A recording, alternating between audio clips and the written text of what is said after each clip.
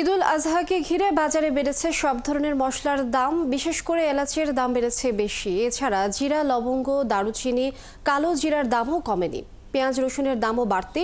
এদিকে বৃষ্টির অজুহাতে কোনো কোনো জেলায় 10 থেকে 20 টাকা পর্যন্ত বেড়েছে সবজির দাম। সহকর্মীদের তথ্য ছবিতে প্রতিবেদন। গত সপ্তাহের তুলনায় কুমিল্লায় ৮০০ থেকে ১২০০ টাকা বেড়ে এলাচ বিক্রি হচ্ছে ৬৫০০, ৫৬০০ ও ৭০০০ টাকায়। এছাড়া লবঙ্গ কেজি প্রতি ২০০০, দারুচিনি ৬৫০ থেকে ৬০০ টাকায় বিক্রি হচ্ছে। বাড়তি কালো জিরা, কাঠবাদামের দামও। এলাচের দাম সবচেয়ে হাইরে, যেরকম বড় এলাচটা প্রায় ৬০০০ টাকা কেজি, ছোট এলাচটা ৫৬০০ টাকা কেজি। জিরা ৬৫০, ৭০০ টাকা ভালোটা, তারপর দারচিনি ৪৫০, ৫০০ এরকম।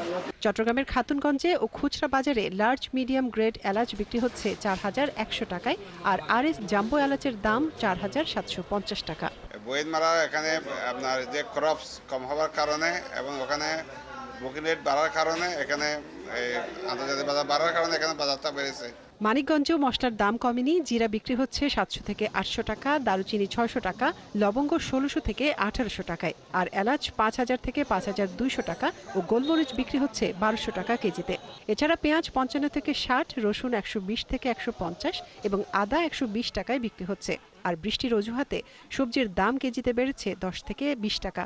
আগের লেভেলে আছে, এলাচটার দাম হলো বর্তমানে বেশি। ২ মাস ৩ মাস আগে আসলো ৪০০০ টাকা কেজি। এলাচ প্রকার ভেদে ৫০০০ টাকা থেকে ৫৫০০ টাকা।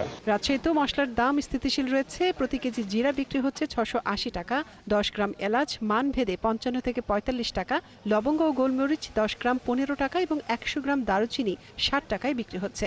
জিরার দাম কমতি বাড়ে নাই, দারচিনিও ঠিক আছে। দারচিনি এলাচ হলো আপনার ১০ গ্রাম বিক্রি করে কোর্সা, যেটা এটা হলো 10 গ্রাম ৫৫ টাকা।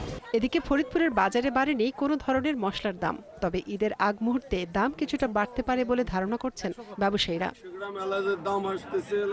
মনিরা কাজুরি, ৭১।